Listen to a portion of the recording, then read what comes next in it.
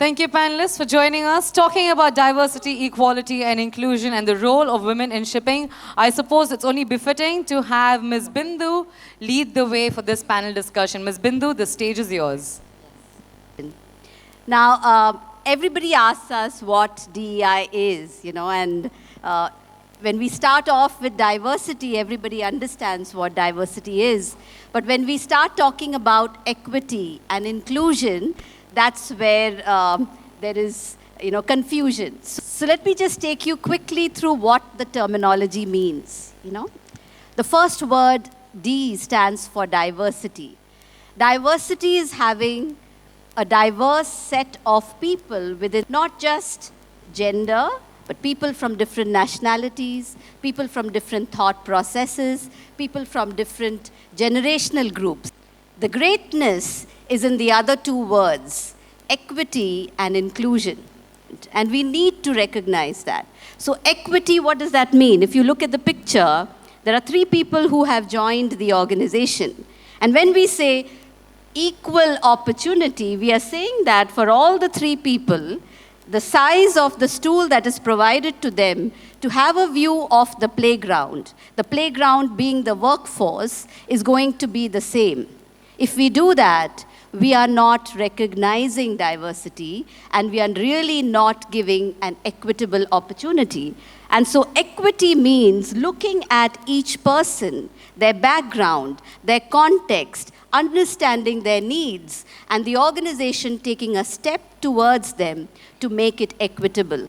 So basic is that diversity is about the diverse range of people that are invited to our homes. Inclusion is when they have an opportunity to voice out, to share their thoughts, to innovate, to participate in the organization. And equity is when we as an organization make sure that we understand the specific needs of people and give them an opportunity to truly flourish. I would like to share something before we launch into this. A small story of Jeff Bezos. He was traveling with his grandparents in a car. So his grandmother used to smoke. He was very fast with numbers. He worked out very quickly. Within few minutes, he worked out what was his grandmother's age, and he immediately said, "Grandma, you have lost 10 years of your life." And she started crying. So the grandfather, Jeff Bezos must have been 7 or 8 years old. He just told him one thing: it's harder to be kind than clever. What a powerful statement. So it is all about mutual respect for each other. It is all about kindness.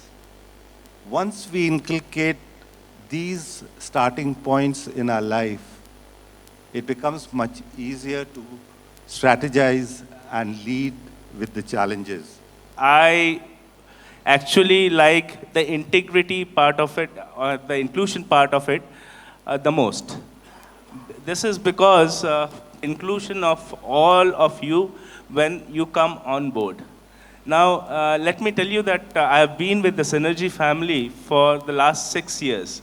And we, as masters, as seafarers, the family has included us. The Synergy family has included us in every step where we needed them to be.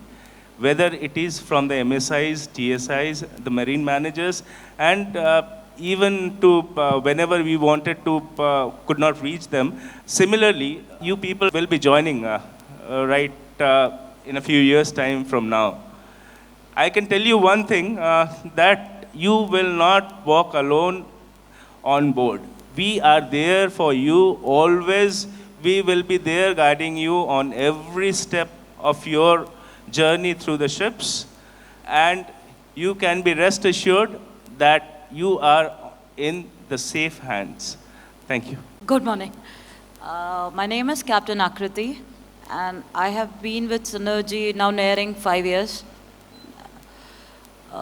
After sailing long, I joined Synergy. What DEI for me means, I Personally, I joined shipping when there were very few females. I've never sailed with female officers or cadets. So that was the scenario where I see the front all filled with females, all beautiful girls. It brings a belief that there is always an input from different individuals, from different aspects. And DEI does that. So inclusion, diversity, and equity. Not only the females, it's not gender only, but yes, equity for everyone. And I strongly believe that DEI is the need of the time. Thank you. This DEI is having a very important effect in shipping industry. How I relate this is, just look at your hands. Look all the 5 fingers you have. Are they of the same size? No, no. When you are supposed to hold an object, you're having 5 fingers, some are thin, some are different shapes. But when you hold an object, you're utilizing all the fingers of different size and shapes, then you're holding it perfectly, right? And just I'm relating it. So diversion means what? You're having people from different nationalities, different views, and different way of thinking. What I think, what I found in my last 11 years career in shipping is that women are actually very resilient. We have a very high, great strength of resilience power. Okay, we have the ability to withstand whatever kind of stresses is coming our way. This is what I would say. We have been withstanding this, and we are still continuing this. So this kind of things, I mean, we are little bit very punctual, and sincerity, this kind of things women are putting, they put their 100%. But nowadays, synergy is, as we saw yesterday, they are really taking a very great steps, which I can say, including women in the shipping industry. And moreover, some of the fleets like in the Hafnia, we have a policy of making reservation of at least 3 women in a ship. Just imagine, if we do like these steps, fixing or reserving some places of women in some of the fleets, women will be achieving a great percentage in shipping. So I feel from an industry perspective, and like you all mentioned, I think for Synergy now, like we discussed yesterday, it's not about just following regulations and playing a catch-up game.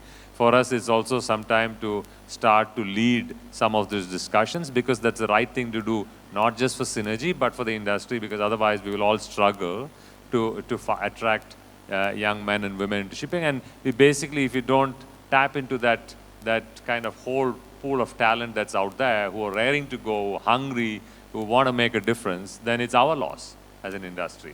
So working out on contracts, because I said that this is one thing that we can do, but unless we make charterers and operators and owners and managers, design a contract in such a way that women can come and take a little bit of a longer break, they find a job ashore if they are on maternity or whatever. So the whole contractual structure also need to be redesigned to accommodate these changes, even for men, or women. So I think there's 2 ways to plug this as an industry. The first is to be able to encourage more and attract more young women and people with different and diverse backgrounds into shipping. And the second is to create a contractual structure and framework so that people are then able to be flexible on how long they spend on the ships and how long they spend ashore. And it's kind of because if one without the other, I think will not work. So we need to work on both the aspects. And